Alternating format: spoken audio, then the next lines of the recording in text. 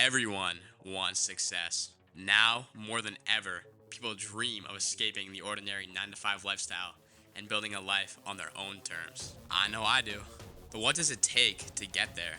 What sacrifices do you have to make? How much do you actually have to give up? Because there's a question nobody likes to ask. Once we reach the top, will we get everything we've ever wanted? Or will we find ourselves all alone? There's a common belief that loneliness is simply the price you have to pay for greatness. Maybe you've heard quotes like, "Fame always brings loneliness. Success is as cold and lonely as the North Pole." Maybe you've heard influencers discussing something called the lonely chapter. The idea is simple. If you want to separate yourself from everybody else, you have to separate yourself from everybody else. This means sacrificing your relationships, your comfort, and your free time in order to achieve something that most people never will. Imagine you spend years dedicating yourself to a business. You put in all the work, sweat your way to success, and then you realize you have no real friends. All the girls you meet just want to use you for money, and you aren't as close with the people that you love most. That would suck. But does this idea actually hold true, or is everybody just yapping nonsense? The answer is complicated. Research consistently shows something surprising.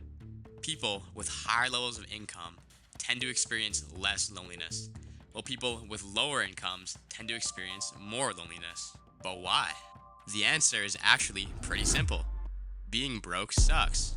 People who are in the lower income bracket tend to have less opportunities to socialize. Maybe they work multiple jobs, longer hours. They probably have higher anxiety and more pressure to meet their basic survivalistic needs. They also just can't afford to shell out the same amount of money to participate in activities and join clubs that wealthier people can. So if higher wealth can actually reduce loneliness, why do so many people claim that success creates loneliness?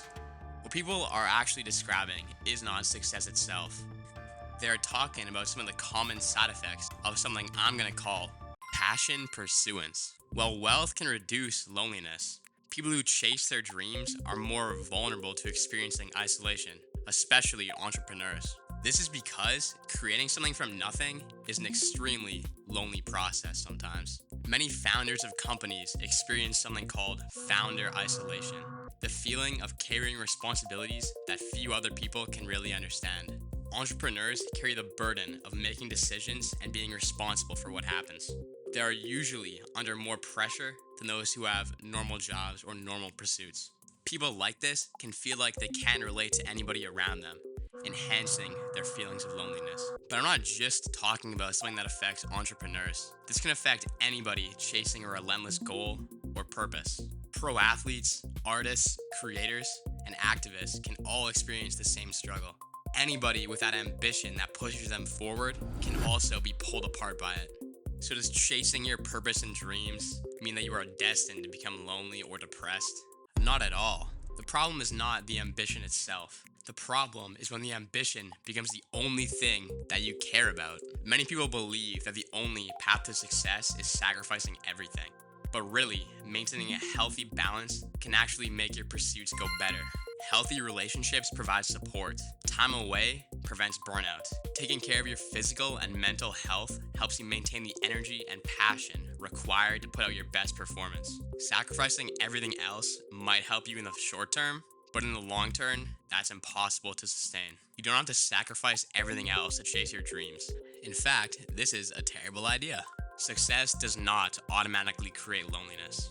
In fact, financial success actually reduces it. However, certain paths, especially entrepreneurship and highly demanding dreams, can increase the risk of your isolation. The key is learning how to pursue greatness without losing the things that make success meaningful. Build your relationships. Make time for yourself. Protect your health, because the goal was never just to reach the top. The goal was to create a life you actually enjoy when you get there. So to answer the question, once we reach the top, will we be all alone? I say, real success is reaching the top with the same people beside you.